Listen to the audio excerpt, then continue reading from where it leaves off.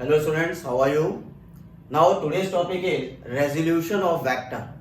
Right? In my this video, now I'm going to explain resolution of vector, orthogonal vector or base vector. Right? So first of all, resolution of vector. What it means? Right? In the last video हम लोगों ने देखा था vector addition process. Vector दो vectors अगर हमें दिए हैं उनको आपस में ऐड करके रिजल्टेंट फाइंड आउट करना, that is called as a vector addition process.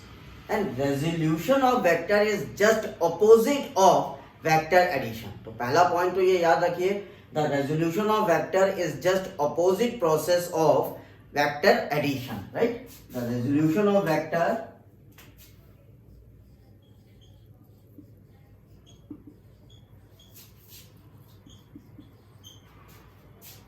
is just a opposite process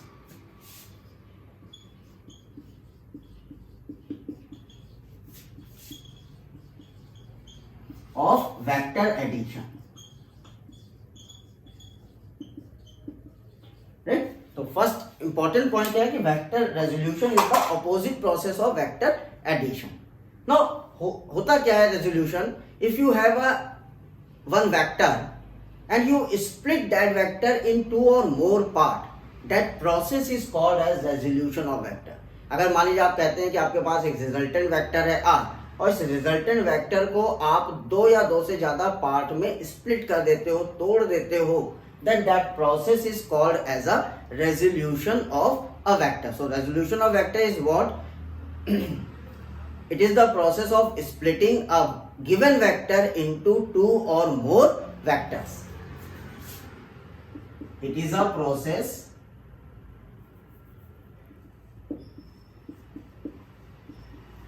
of splitting a given vector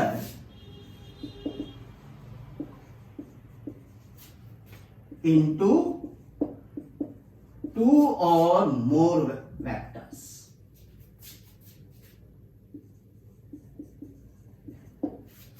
लेकिन स्टूडेंट्स, आपने किसी गिवन वेक्टर को दो या दो से ज्यादा वेक्टर में स्प्लिट किया तो तोड़ना तो जो प्रोसेस है वो कहलाएगा रेजोल्यूशन. लेकिन the combined effect of both splitting vector for a given vector does not change. Means जब आप तोड़ेंगे तो उसका जो कंबाइंड इफेक्ट है वो चेंज नहीं होना चाहिए as a given vector. So हम क्या कह रहे हैं? It is a process of splitting a given vector into two or more vector. This is a resolution of vector and the combined effect does not change. जो combined effect होगा resolution का, combined effect जो आप करोगे that does not change. तो इसमें हम लोग लिख सकते हैं and the combined effect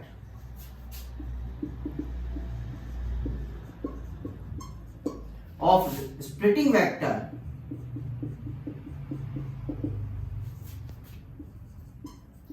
does not change. कहने का क्या मतलब हुआ स्टूडेंट्स? कहने का ये मतलब है कि अगर मान लीजिए आपने किसी वेक्टर को दो वेक्टर्स में तोड़ा तो वो वेक्टर एडिशन या वेक्टर्स के जो रूल हैं उनको वो फॉलो करने चाहिए. ऐसा नहीं आपने तोड़ दिया और वो वेक्टर्स के रूल को फॉलो नहीं कर रहा है. तो जो आपने जब उसको स्प्लिट करो तो उनका कंबाइंड इफेक्ट कोई चेंज नहीं आया, यानी वापस वो अपना उसी गिवन वेक्टर को ही आंसर बाद में आपको वापस प्रोवाइड करें. सो अब हम लोग क्या कह सकते हैं? It is a process of splitting a vector into two or more vector and the combined effect of splitting vector does not change. एक बात और ध्यान रखिए, जो आपने वेक्टर को स्प्लिट किया है that are known as component of given vector. Right. तो स्टूडेंट्स एक बात याद और रखिए, जो वेक्टर आपने स्प्लिट किया है वो स्प्लिटिंग वेक्टर आपके कहलाते हैं component vector. Means the given vector is when split, the splitting vectors are called as a component vector. When a given vector split, the split vectors are called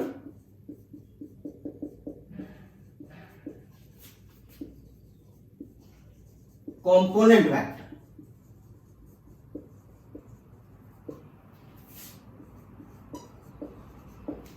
right. तो हम लोग समझ गए होंगे resolution of vector क्या है. किसी भी एक वेक्टर को इनके दो या दो से ज्यादा पार्ट में तोड़ना, ये हमारा कहलाता है resolution of vector. This is a reverse process of vector addition, और साथ साथ ध्यान रखना है कि the combined effect does not change, जो आपका ओरिजिनल रिजल्ट है वो चेंज नहीं होना चाहिए जब आप वेक्टर्स को स्प्लिट करते हैं। तो इसमें आगे बढ़ते हैं, देखते हैं किस तरह से स्प्लिटिंग किया जाता है। Okay, now students, resolution of a vector along a given direction means हम किसी वेक्टर को रिजॉल्व करना चाहते हैं, कोई वेक्टर हमें गिवन है उसकी डायरेक्शन के अकॉर्डिंग। मीन्स मान लीजिए मैं कहता हूं कि मेरे पास दो वेक्टर हैं, vector A and vector B, right, vector A and vector B. अब आप इन दोनों वेक्टर्स को देखिए तो these vectors are coplanar and non parallel, non parallel, right, means ये वेक्टर कोप्लेनर है और आपके नॉन पैरेलल वेक्टर्स हैं। मैं किसी वेक्टर आर को, यानी कोई रिजल्टेंट वेक्टर है आर, इसको स्प्लिट करना चाहता हूं, रिजॉल्व करना चाहता हूं in the direction of vector A and B. समझिएगा बात को, हम वेक्टर आर को स्प्लिट करना चाहते हैं, तोड़ना चाहते हैं, रिजॉल्व करना चाहते हैं in the direction of vector A and B, right. Vector A और बी के डायरेक्शन में हम वेक्टर आर को रिजॉल्व करना चाहते हैं, राइट। तो सपोज कर लेते हैं वेक्टर आर जो है that is have a point O and Q, जो वेक्टर आर है उसका पॉइंट क्या है, ओ क्यू है। नाउ क्या करेंगे हम लोग, पॉइंट ओ और पॉइंट क्यू के थ्रू वेक्टर आर पर दो लाइन खींचेंगे parallel to the vector A and B. फिर से सुनिएगा, पॉइंट ओ और पॉइंट क्यू के थ्रू वेक्टर आर पर हम दो लाइंस बनाएंगे in the direction of vector A and B. कैसे, देखिए, in the direction of vector A, मैं यहां से एक लाइन खींच रहा हूं, right. In the direction of vector B, मैं यहां ओ क्यू से एक लाइन खींच रहा हूं, ऐसे, in the direction of vector B. और ये मान लेते हैं दोनों लाइनें हमारे पी पॉइंट पे कट कर रही हैं। ओके, तो ये वाला जो आप लाइन देख रहे हो, ये वाला, दिस वन, ये हम कह देते हैं this is lambda A vector. यहाँ ए वेक्टर के सेम डायरेक्शन में है लेकिन वैल्यू तो अलग होगी, इसके आर के अकॉर्डिंग होगी, तो हमने इसको कह दिया lambda A vector but is in the direction of vector A. Similarly ये वाली लाइन आप जो देख रहे हो P Q, P Q is in the direction of vector B, इसको हम लोग नाम देते हैं म्यू वेक्टर बी, राइट। तो अब आप देखिए तो वेक्टर आर दो वेक्टर्स में स्प्लिट हो गया, lambda A vector and mu B vector in the direction of vector A and vector B. अब अगर इसको देखें आप तो अकॉर्डिंग टू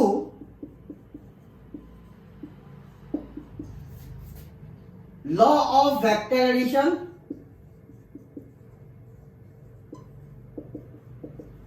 आप कह सकते हैं OQ vector is equal to OP vector plus PQ vector, right. OQ vector is equal to OP vector plus PQ vector, और you can write vector R is equal to lambda A vector plus mu B vector. तो आप देखिए, ध्यान दीजिए, तो आपका vector R दो vectors में स्प्लिट हो गया, lambda a vector and lambda v vector, and lambda a vector is in the direction of vector a and lambda mu v vector is in the direction of vector b। तो क्या concept यहाँ कह रहा है, suppose we want to split a vector r into two vectors in the direction of vector a and b, right। Now we write the vector r as o and q, make two lines is in the direction of vector A and vector B through the point O and Q. So we make the two lines, one line through the point O and one line through the point Q, and both line cut at the point P. Both line cuts at the point P. Now here we say that resultant R split in two vectors. One is lambda A in the direction of vector A, one is mu B in the direction of vector B. So here we can say OP line is parallel to vector A, or we can say mu A vector is parallel to vector A.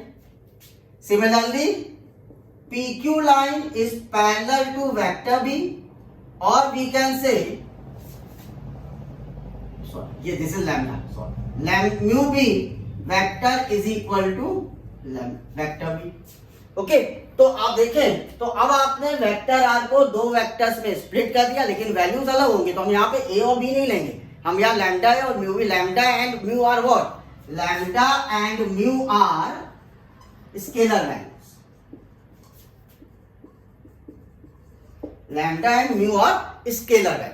तो ये lambda माने 3a आता है plus 4ab आता है, तो lambda and mu are scalar values, but mu lambda and mu B are in the direction of vector A and B. तो हम लोगों ने वेक्टर आर को स्प्लिट किया वेक्टर ए और वेक्टर बी के डायरेक्शन में, और यहाँ पर ये पूरा जो आपका स्प्लिटिंग है वो आपके लॉ ऑफ वेक्टर एडिशन को फॉलो कर रहा है।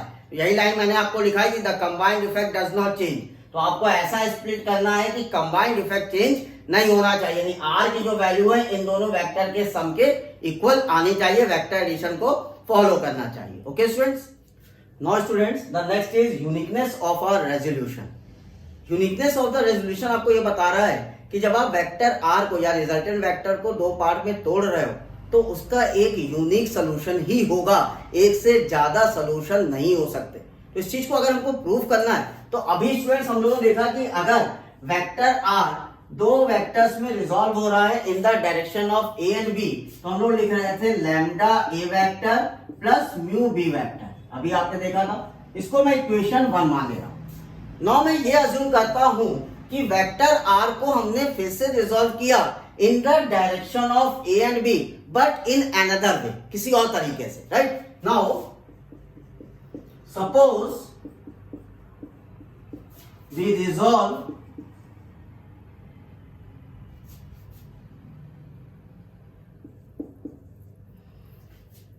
the vector r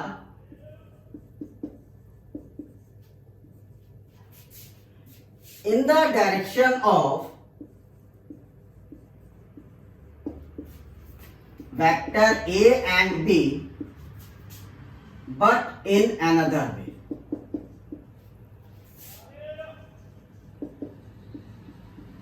but in another way, किसी और तरीकों को लिया, और उस समय मान लीजिए मैं कहता हूं मेरा आंसर आता है vector R is equal to lambda dash A vector plus mu dash B vector, right. तो ये आंसर हमें कब मिला था, जब हमने एक तरीका लिया था, लेकिन हमने ए और बी में अभी भी ए और बी के डायरेक्शन में ही रिजॉल्व किया, लेकिन तरीका अलग लिया, तब हमें आर डैश की वैल्यू मिल रही है lambda dash A vector plus mu dash B vector. इसको मैं इक्वेशन 2 नाम दे रहा हूं।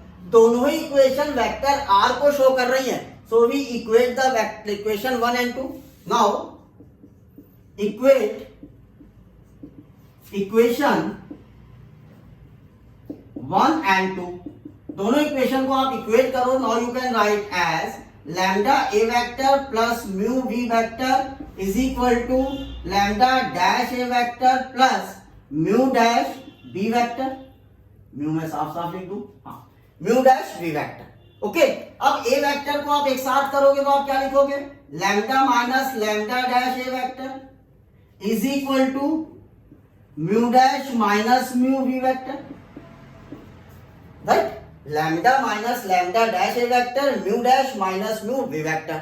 लेकिन स्टूडेंट्स आप भी जानते हो कि ए और बी वेक्टर तो नॉन जीरो वेक्टर है, ए और बी वेक्टर तो नॉन जीरो है, तो अगर इस इक्वेशन को सेटिस्फाइड करना है तो उस समय लैम्डा माइनस लैम्डा डैश या तो जीरो हो या mu dash minus mu zero हो।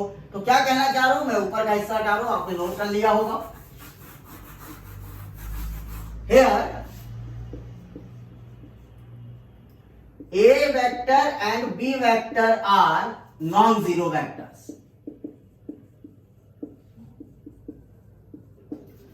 A and B vectors are non-zero vectors, right? So, to satisfy the equation,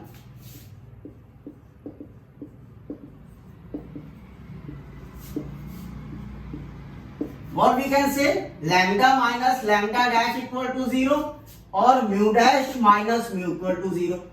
ठीक, ए और बी तो नॉन जीरो वेक्टर है, ये तो बेटा जीरो हो नहीं सकते, तो जीरो क्या चीज हो सकती है, लैम्डा माइनस लैम्डा डैश या mu minus mu dash zero हो सकता है। तो यहां से हम क्या देख रहे हैं कि lambda is equal to lambda dash and mu dash is equal to mu. तो आपने यहां से क्या सीखा?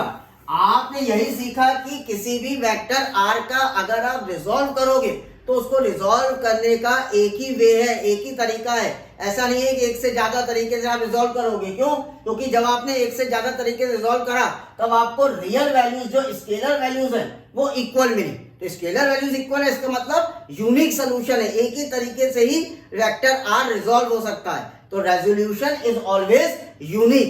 रेजोल्यूशन हमेशा क्या होगा? यूनिक होगा। Now we can say resolution of a given vector is unique,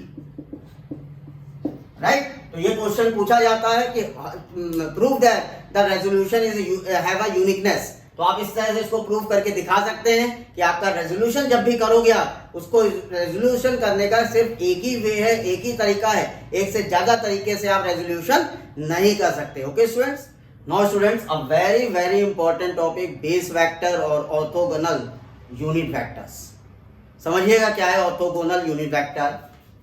अगर हम लोग कार्टेशियन कोऑर्डिनेट सिस्टम लें, this is known as Cartesian coordinate system, that is X Y and Z axis.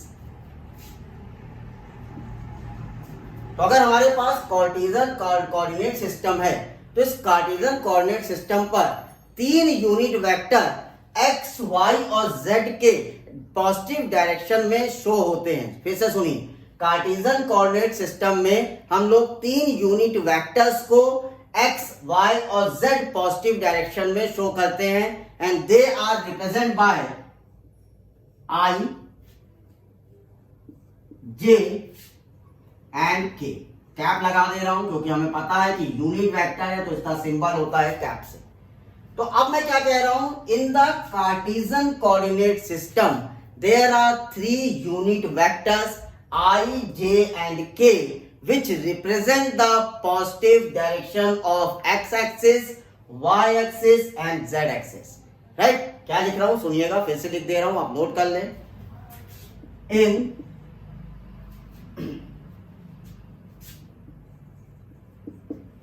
Cartesian coordinate system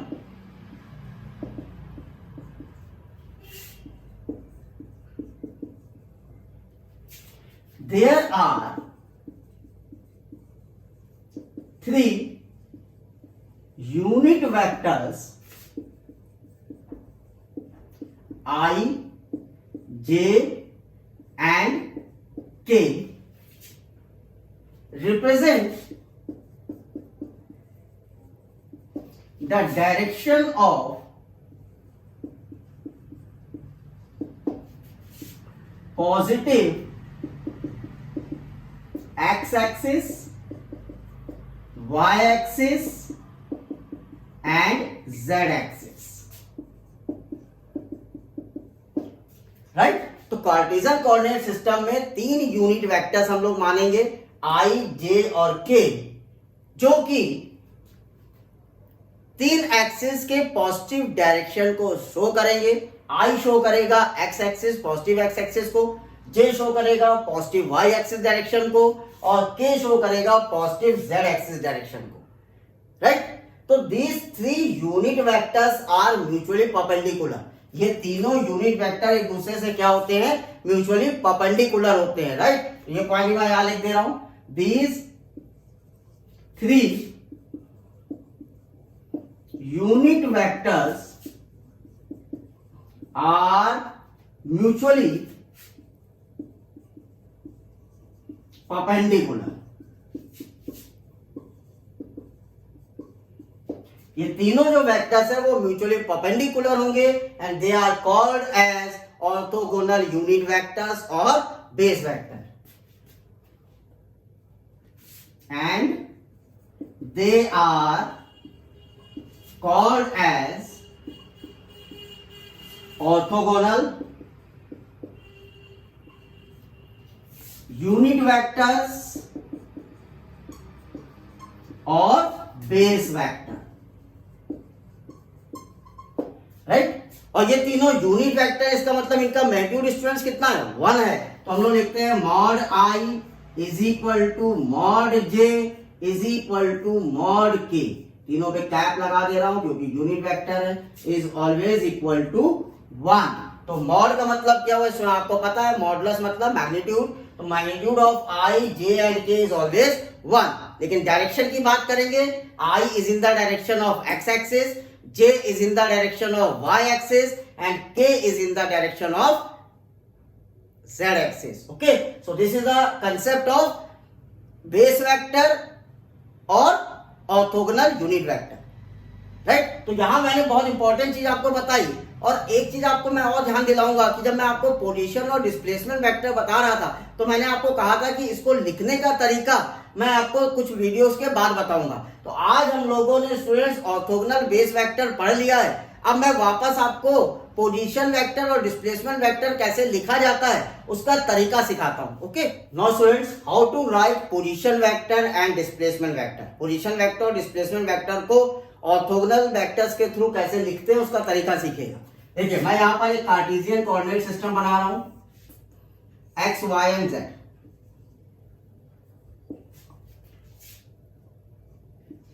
right? ये origin point है, तो यहां का coordinate कितना है बेटा, 0 0 0।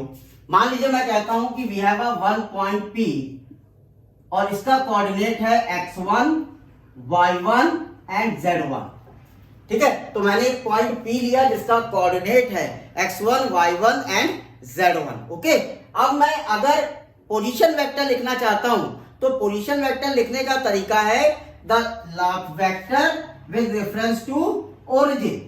वेक्टर जो ओरिजिन के रेफरेंस में होगा that is called as a position vector. तो ये हमारा जो पोजीशन वेक्टर है वो वेक्टर क्या बना, OP. OP is called as a position vector,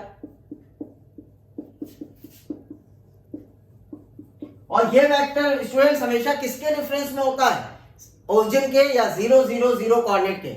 तो अगर आप पोजीशन वेक्टर को लिखना चाहते हो स्टूडेंट्स तो आप कैसे लिखोगे, तरीका देखिएगा।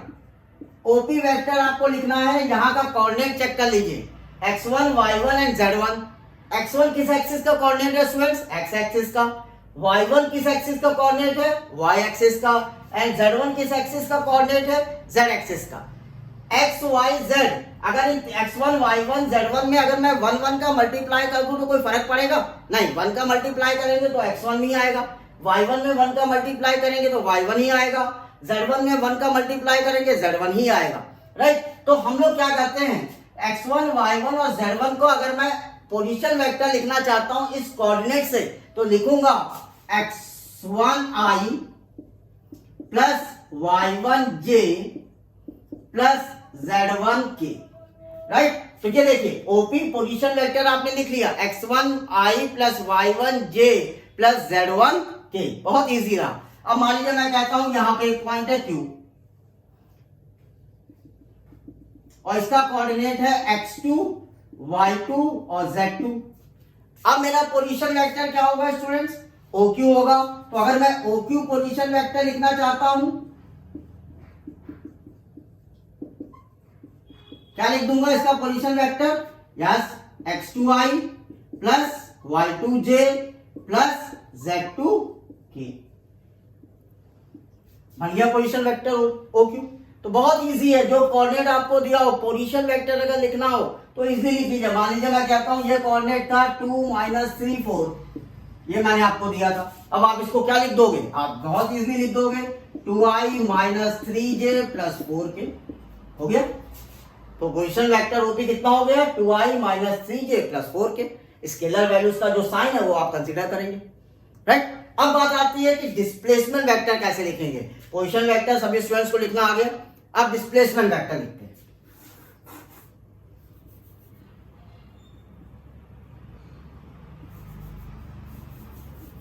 चलिए, डिस्प्लेसमेंट वेक्टर को अगर मैं लिखना चाह रहा हूं तो मैंने कहा कि मैं डिस्प्लेसमेंट वेक्टर दो पॉइंट्स के बीच का वेक्टर होगा, यानी डिस्प्लेसमेंट वेक्टर अगर मैं कह रहा हूं तो मैं कह रहा हूं डिस्प्लेसमेंट वेक्टर मेरा PQ है, राइट? डिस्प्लेसमेंट वेक्टर क्या है, PQ। तो इस वेक्टर को पोजीशन वेक्टर के टर्म में लिखेंगे। आप कैसे लिखेंगे, जो अल्फाबेट बाद में आ रहा है उसका पोजीशन वेक्टर पहले लिखिए, OQ माइनस OP तो PQ is equal to OQ this position vector minus OP this position vector. अब दोनों पोजीशन वेक्टर की वैल्यूज पुट कर दीजिए, x2i plus y2j plus z2k minus x1i plus y1j plus z1k। तो आपने OQ और OP की पोजीशन वेक्टर वैल्यू रख दिया। अब क्या करें, कॉमन टर्म्स को इक्वेट करिए, x2 minus x1i plus y2 minus y1j plus z2 minus z1k। Okay, तो यहां देखिए पोजीशन वेक्टर कौन सा बन गया, ये पोजीशन वेक्टर PQ। तो इजीली आपने पोजीशन वेक्टर को यहां पर लिखना सीख लिया। Now students, the next topic is rectangular component of a vector. क्या कह रहा है ये टॉपिक, अगर आप किसी एक वेक्टर को रिजॉल्व कर रहे हैं कुछ इस तरह से कि उसका कंपोनेंट एक दूसरे के म्यूचुअली परपेंडिकुलर हो, तो वो कंपोनेंट्स हमारे कहलाते हैं रेक्टेंगुलर कंपोनेंट्स। क्या कह रहा हूं, फिर से सुनिए। मान लीजिए आप कहते हैं कि एक वेक्टर है मेरे पास A, राइट, और इस वेक्टर को मैं कुछ इस तरह से रिजॉल्व करना चाहता हूं कि इसके दो कंपोनेंट्स बने और ये दोनों कंपोनेंट्स एक दूसरे से म्यूचुअली परपेंडिकुलर हो। तो एक कंपोनेंट मैं कह देता हूं AX वेक्टर और दूसरा कंपोनेंट मैं कह देता हूं AY वेक्टर। तो जो x डायरेक्शन में है वो मैंने कह दिया AX वेक्टर और जो y एक्सिस के डायरेक्शन में है वो मैंने कह दिया y कंपोनेंट AY वेक्टर। तो क्या कंसेप्ट कहता है rectangular component, when a vector is resolved into mutually perpendicular components, then these mutually perpendicular components are called rectangular components of a vector, right? When a vector is resolved in two or more mutually perpendicular vectors,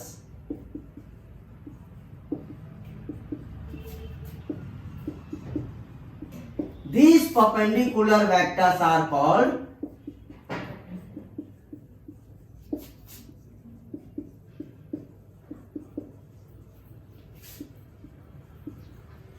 rectangular component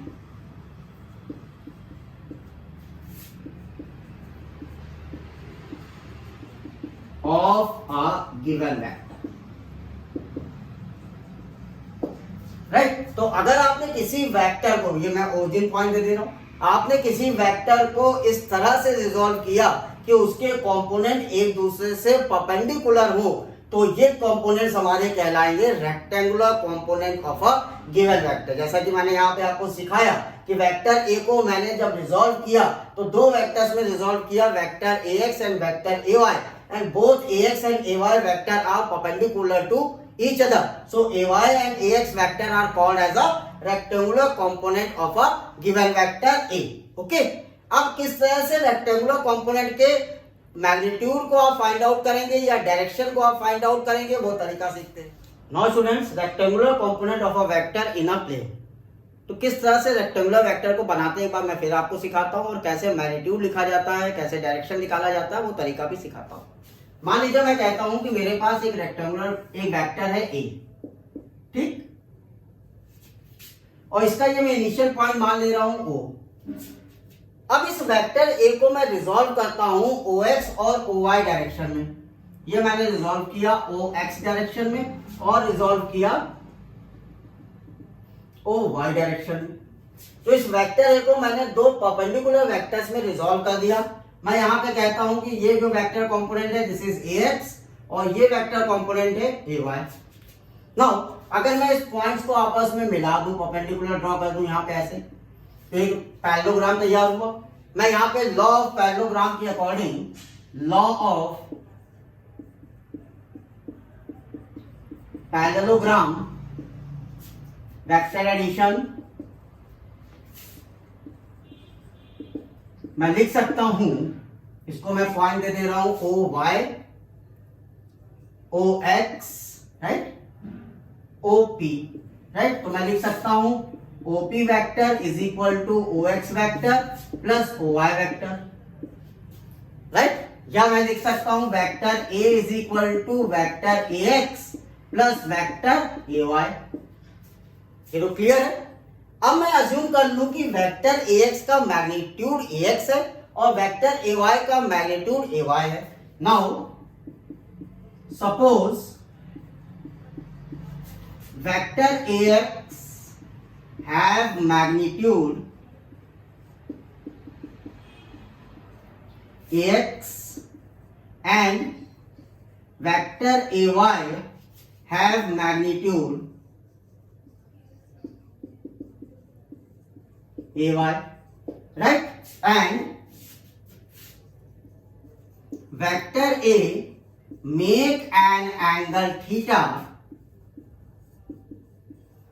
with AX vector, means ये आपका जो vector AX के through कितना angle बना रहा है, theta vector बना रहा। अब इस सपोज जो आपने किया है इसके अकॉर्डिंग, अब इसी डायग्राम में आप अगर मैग्नीट्यूड के अकॉर्डिंग लिखो तो आपने यहाँ मैग्नीट्यूड AX लिख दिया, मैग्नीट्यूड AY लिख दिया और वेक्टर A का मैग्नीट्यूड A लिख दिया। तो यहां से आप कह सकते हो अगर ये x एक्सिस है तो यहाँ का यूनिट वेक्टर स्टूडेंट्स कितना होगा I, ये y एक्सिस है तो यहाँ का बेटा यूनिट वेक्टर कितना होगा J होगा। तो अब आप AX को कितना लिख सकते हो, वेक्टर AX को magnitude AX multiplied by unit vector, right. क्योंकि यूनिट वेक्टर का फॉर्मूला क्या होता है, वेक्टर अपॉन मैग्नीट्यूड। तो vector is equal to magnitude multiplied by unit vector, right. इसी तरह आप AY को वेक्टर को भी क्या लिख सकते हो in terms of orthogonal vector AY into J, ठीक है। तो हमने AX और AY को लिखा। अब मैं A को कितना लिख सकता हूं, now vector A is written as AXI plus AYJ। तो वेक्टर A अब देखिए दूसरे फॉर्म में लिख दिया मैंने। अभी मैंने लॉ ऑफ वेक्टर एडिशन से यहां पे लिखा था AX vector plus AY vector. अब वेक्टर A को मैंने ऑर्थोगोनल वेक्टर के टर्म में भी लिखना आपको सिखाया, AXI plus AYJ, where AX and AY वो are what, AX and AY are magnitude of AX vector and AY vector and I and J are base vectors, right? अब यहां से देखिए स्टूडेंट, ये अगर आप ट्रायंगल ले लो OPX, ये मैं हटा रहा हूं, आपने नोट कर लिया होगा। नाउ अगर आप ट्रायंगल ले लीजिए फ्रॉम ट्रायंगल OPX, इस ट्रायंगल से अगर आप AX की वैल्यू लिखना चाहो तो स्टूडेंट्स क्या लिखोगे, AX की वैल्यू आप लिखोगे A cos थीटा। कैसे, because cos theta is base upon hypotenuse, so AX is equal to A cos theta. Similarly आप AY को कितना लिखोगे, अगर ये AY है बेटा तो ये भी तो AY है, राइट। AY को आप कितना लिखोगे, AY is equal to A sin theta angle के टर्म में। अब अगर आप दोनों इक्वेशन का स्क्वायर करके ऐड कर दीजिए, squaring both equations and add, करते हैं AX square plus AY square is equal to A square cos square theta plus A square sine square theta, right. Now what can write, A square common ले, cos square theta plus sine square theta, okay. cos square plus sine square theta is what 1, so finally you can write A square is equal to AX square plus AY square. क्यों ऐसा लिखा, because cos square theta plus sine square theta is always 1। अब यहां से आपको A की value कितनी मिल जाएगी, the magnitude of vector A is AX square plus AY square.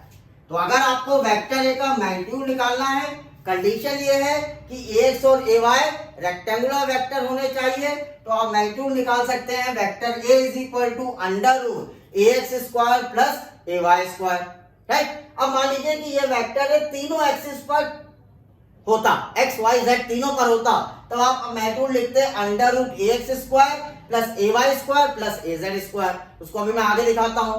Now tan theta अगर मैं लिखना चाहता हूं एंगल, tan थीटा क्या होता है, perpendicular upon base, it means OP upon OX, sorry PX upon OX, bx upon ox. Now it is what? ay upon ax.